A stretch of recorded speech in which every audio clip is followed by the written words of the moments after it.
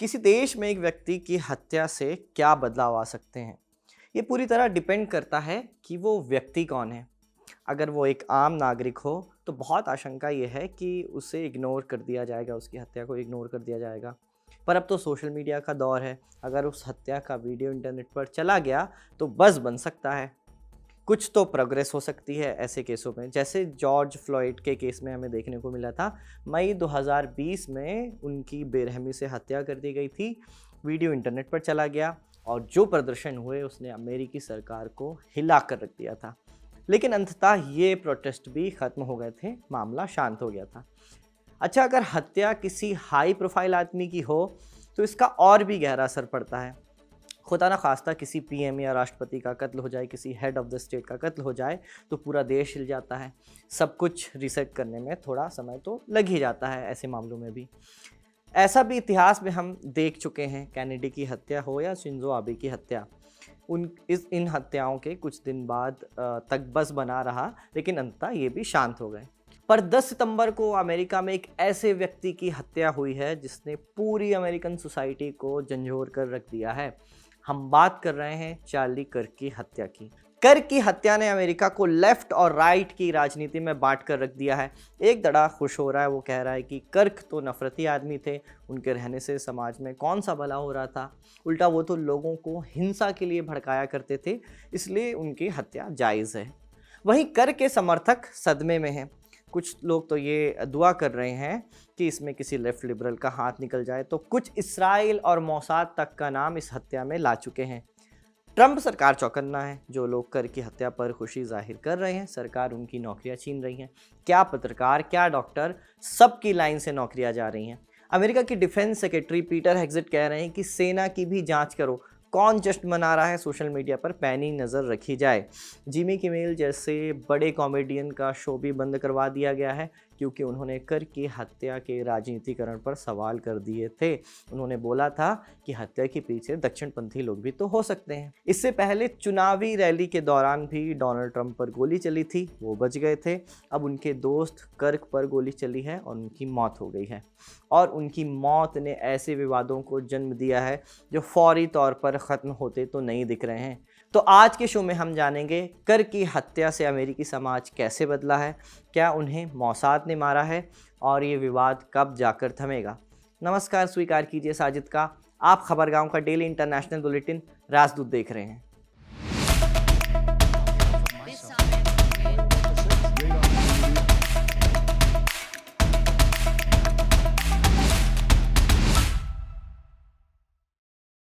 America, the leader of free world, आज़ाद लोगों की धरती, जहां लिबर्टी की बात होती है, चॉइसेस की बात होती है। ऐसी जगह जहां जाने का ख्वाब थर्ड वर्ल्ड कंट्री में रह रहे आम लड़के लड़कियां बचपन से ही बुनने लगते हैं। शायद अब ऐसा ख्वाब देखने वालों की संख्या कुछ कम हो जाए क्योंकि अब ये धरती बदल रही है।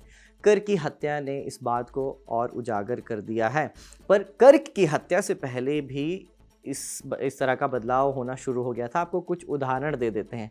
अप्रैल 2024 से अमेरिका में प्रो पैलेस्टाइन प्रोटेस्ट शुरू हुए। इन प्रदर्शनों की शुरुआत वहाँ की यूनिवर्सिटी से हुई, फिर आंदोलन धीरे धीरे अमेरिका के कई हिस्सों में फैल गया। इसका नतीजा क्या रहा?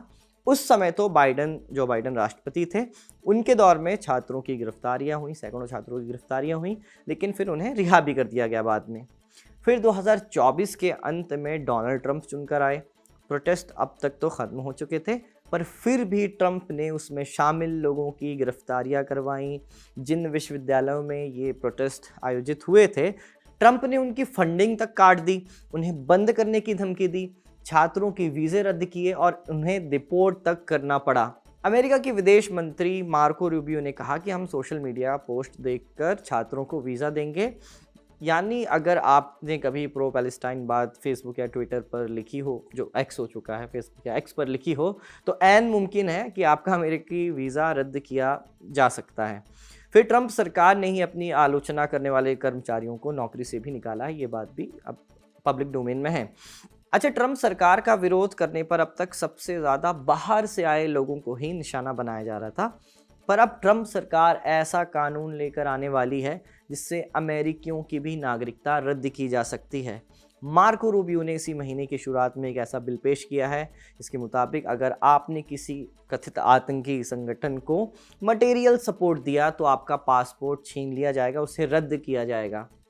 अब दिक्कत यह है कि ये मटेरियल सपोर्ट किस तरह का हो सकता है, इसे डिफाइन नहीं किया गया है।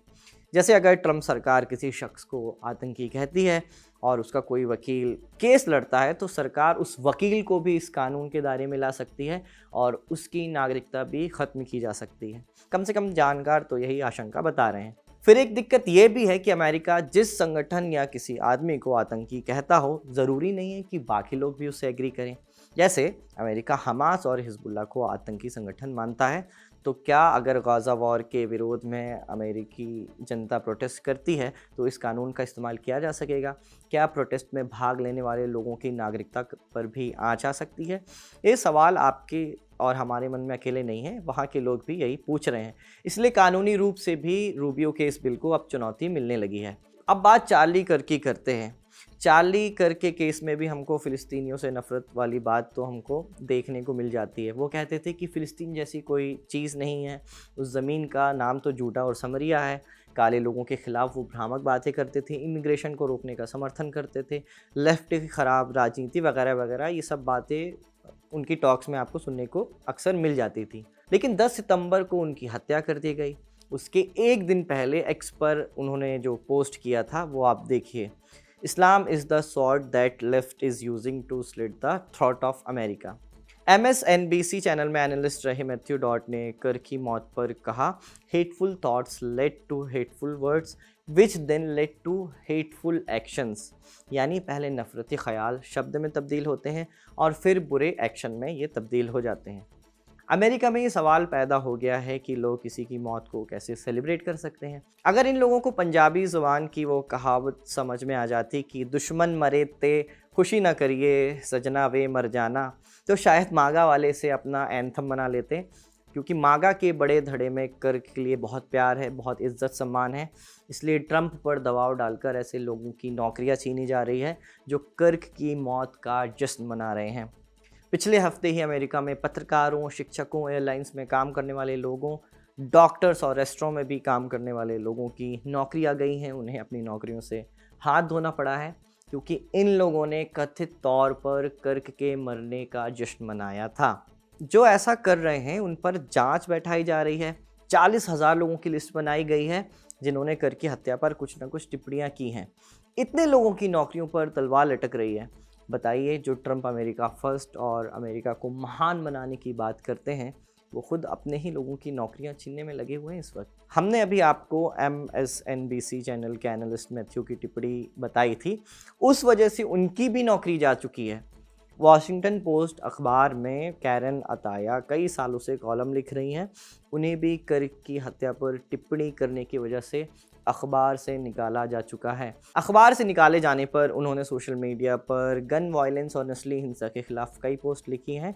उन्होंने कर्क की हत्या के संदर्भ में कर्क का नाम लिए बिना ही लिखा है कि ऐसे गोरे के मरने पर दुख नहीं मनाना चाहिए जो हिंसा को उकसावा देता था। जिमी किमेल का शो भी बंद करवा दिया गया है। हमने शुरू में भी इसका जिक्र किया। जिमी किमेल ने बस इतनी सी बात कही थी कि कर्क की मौत का राजनीतिकरण नहीं होना चाहिए। उन्होंने अपने शो में ये बात कह दी थी कि हो सकता है कि दक्षिणपंथी खेमे के ही किसी व्यक्ति ने कर्क की जान ले ली हो। किसने जान ली है, ये अभी जांच का विषय है। टायलर रॉबिन्सन को इसका आरोपी बताया जा रहा है, लेकिन एक धड़ा ये कह रहा है कि इसके पीछे गहरी साजिश है।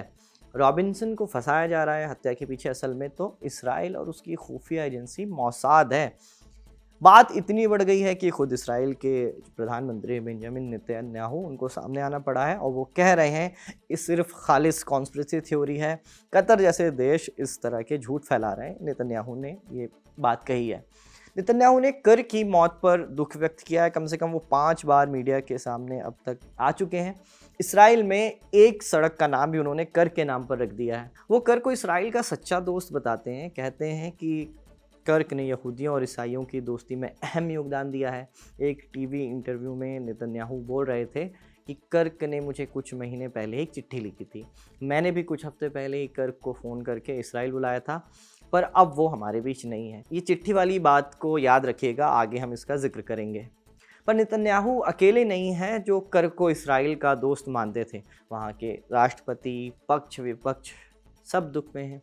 बेन गुविर जैसे जो कट्टर नेता है, दक्षिणपंथी अल्ट्रा ऑर्थोडॉक्स नेता है, वो कर्क की फ़ोटो लेकर वेस्ट बैंक पहुँच गए हैं। एक पुरानी मस्जिद के सामने इसराइल का वो झंडा फहरा रहे हैं और कर्क की फ़ोटो दिखाकर कह रहे हैं कि रेडिकल इस्लाम और लेफ़्ट एक हो रहे हैं। ये गंभीर बात है। ये ख़तरा कर्क ने उजागर किया था और हमें उनकी विरासत ज़िंदा रखनी पड़ेगी, आगे बढ़ानी पड़ेगी, ये बेन गुविर जैसे नेता कह रहे हैं। कर्क अपने आप को इवेंजलिस्ट ईसाई कहते थे। इवेंजलिस्ट क्रिश्चियन वो होते हैं जो इसराइल राज्य की रक्षा को अपनी रिलीजियस ड्यूटी मानते हैं।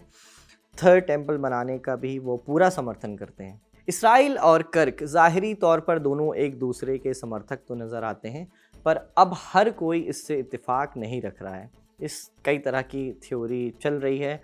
कुछ थ्योरी ये भी कह रही है कि इसराइल ने ही कर्क को मरवाया है, इसराइल में बैठे कुछ लोगों ने ही कर्क को मरवाया है। लेकिन वो ऐसा क्यों कह रहे हैं, हम आपके सामने कुछ बिंदु रखते हैं, फिर आप बताइएगा कि आप इस बारे में क्या सोचते हैं। पहला बिंदु तो ये है, 13 जुलाई को कर्क ने अपने एक्स अकाउंट पर ये पोस्ट किया था, जिसे अभी आप अपनी स्क्रीन पर देख भी रहे हैं। इसमें कर्क ने एक सीधा सवाल पूछा था, should the US get involve in Israel's war against Iran, यानी क्या अमेरिका को इसराइल के साथ ईरान की जंग में कूदना चाहिए कि नहीं। इस पोस्ट पर 5 लाख के आसपास वोट पड़े थे और इनमें से केवल 10.3% लोगों ने इसके समर्थन में वोट डाला था और 89.7% लोगों ने ना का बटन दबाया था। यानी लोग नहीं चाहते थे, ज़ाहिरी तौर पर ये पता चलता है कि लोग नहीं चाहते थे कि अमेरिका ईरान के ख़िलाफ़ युद्ध में कूदे। कम से कम कर्क के पोल से तो यही बात सामने आती थी। अब बताया जाता है कि इस पोल के बाद कर्क ने ट्रंप को फ़ोन किया और ईरान पर हमला ना करने का आग्रह किया, लेकिन इस पर ट्रंप नाराज़ हो गए।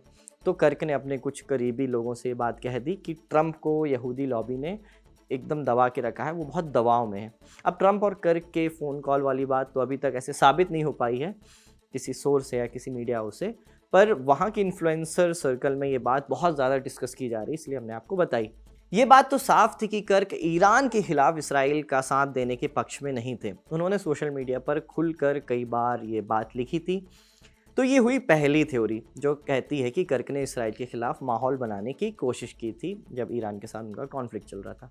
अब आते हैं दूसरे बिंदु पर। ये जुड़ा है टकर कार्लसन के दावे से। ये भी कंजर्वेटिव कमेंटेटर हैं। उन्होंने क्लेम किया है कि कर्क ने कुछ समय पहले एक इवेंट पर उन्हें जेफरी एप्स्टीन और मोसाद के कनेक्शन की बात बताई थी। आप जानते हैं कि जेफरी एप्स्टीन पर अमेरिका में क्या बवाल मचा हुआ है। कहा जाता है कि एप्स्टीन मोसाद का एजेंट था, उनके लिए काम किया करता था, वगैरह वगैरह। फिर कार्लसन ने एक और दावा किया है कि कर्क को नेतन्याहू पसंद नहीं थे, उन्होंने गज़ा वॉर में जो किया वो सही नहीं था, ऐसा कर्क मानते थे। लेकिन ये दावा कार्लसन का है। तो कार्लसन ने अपने वीडियो में ये भी बात बताते हैं कि कर्क उन्हें सच बोलने के लिए प्रेरित किया करते थे। कार्लसन ने कर्क से कहा था कि ये बात मैं अच्छी तरह जानता हूँ कि एप्स्टीन के मोसाद और फ्रेंच इंटेलिजेंस एजेंसी के साथ संबंध है, पर ये बात अगर मैं सार्वजनिक रूप से बोलता हूँ तो मेरा विरोध हो जाएगा। तो कार्लसन कहते हैं कि कर्क ने मुझे फ़ौरन टोका और कहा कि तुम सच बात पर अड़े रहो। वकाल कार्लसन कर्क ने ये बात भी कही कि नेतन्याहू अमेरिका का इस्तेमाल कर रहे हैं गज़ा वॉर लड़ने में और अंतर्राष्ट्रीय राजनीति साधने में। उन्होंने पूरी तरह अमेरिका का इस्तेमाल किया है और ऐसा नहीं होना चाहिए। अब आते हैं तीसरी बिंदु पर। आप ये बात तो अच्छी तरह जानते हैं कि कर्क अपना शो चलाया करते थे, उनका यूट्यूब चैनल था, खुद का वो पॉडकास्ट भी करते थे। तो एक दफ़ा उन्होंने कुछ ऐसे एक्टिविस्ट के साथ स्टेज साझा कर लिया जो एंटी इसराइल नहीं थे और गज़ा वॉर का विरोध किया करते थे। उसके बाद कट्टर ज़ायनिस्ट लॉबी कर्क के पीछे ही पड़ गई, इस बात से नाराज़ हो गई कि आप ऐसे लोगों के साथ स्टेज कैसे साझा कर सकते हैं। तो कर्क ने ये बात भी अपने क्लोज सर्कल में बताई थी। अब आते हैं चौथे बिंदु पर जो जुड़ा है कर्क की हत्या के आरोपी रॉबिन्सन से। अमेरिकी राज्य यूटा का ये लड़का है। यूटा के जांचकर्ताओं ने रॉबिन्सन और उसके पार्टनर की एक चैट जारी की है। प्रशासन का कहना है कि ये चैट कर्क की हत्या के कुछ वक्त पहले का ही है। अब इस चैट पर भी एक नई बहस छिड़ गई है। कहा जा रहा है कि ये फर्जी है, बनावटी है, प्रशासन लोगों से सच छिपाना चाहता है, इसलिए इस तरह की चैट बनाकर सबके सामने रख रहा है। कैंडिन सोन्स नाम के एक इन्फ्लुएंसर ने ये मुद्दा उठाया है। उन्होंने कर्क की हत्या के पीछे इसराइल का हाथ बताते हुए एक्स पर कई सारे पोस्ट लिखे हैं। यूट्यूब पर भी वीडियो बनाई है जिसे लाखों लोग देख रहे हैं। कैंडिस ये भी दावा करती हैं कि नेतन्याहू ने कर की जिस चिट्ठी का जिक्र किया था, जिसकी हमने कुछ देर पहले बात की थी, उसे नेतन्याहू पूरी दुनिया को दिखा ही नहीं रहे हैं, सिर्फ उसका एक हिस्सा पढ़कर बता रहे हैं। कैंडिस के मुताबिक उस चिट्ठी में कर्क ने नेतन्याहू का एक ऑफ़र रिजेक्ट किया था। ऑफ़र ये था कि नेतन्याहू कर्क के एक प्रोजेक्ट को फंड करना चाहते थे, जिसके बदले वो कर्क को कुछ फेवर लेना चाहते थे कर्क से, उसके बदले नेतन्याहू। तो कैंडिस ये भी दावा करती हैं कि कर्क ने नेतन्याहू का इस्राइल आने का जो न्योता था वो भी ठुकरा दिया था, क्योंकि वो उनसे नाराज़ थे। ये बात सच है कि कर्क एक प्रो इस्राइली व्यक्ति थे, उनके काम में इसकी झलक भी दिख जाएगी। पर जो लोग उनकी हत्या को इस्राइल से जोड़ रहे हैं, उनका दावा है कि पिछले कुछ समय में कर्क का स्टैंड इस्राइल पर बदल रहा था। ये बात इस्राइल में बैठे कुछ लोगों को रास नहीं आई और इसी वजह से उनकी हत्या करवा दी गई। आप इस पूरे विषय पर क्या सोचते हैं? क्या वाकई कर्क की हत्या के पीछे मोसाद और इस्राइल का हाथ है? जो भी आपकी राय है कमेंट बॉक्स में हमें ज़रूर बताएं। आज का एपिसोड रिकॉर्ड किया था हमारे साथी आनंद ने। मेरा नाम है साजिद, देखते रहिए खबरगांव।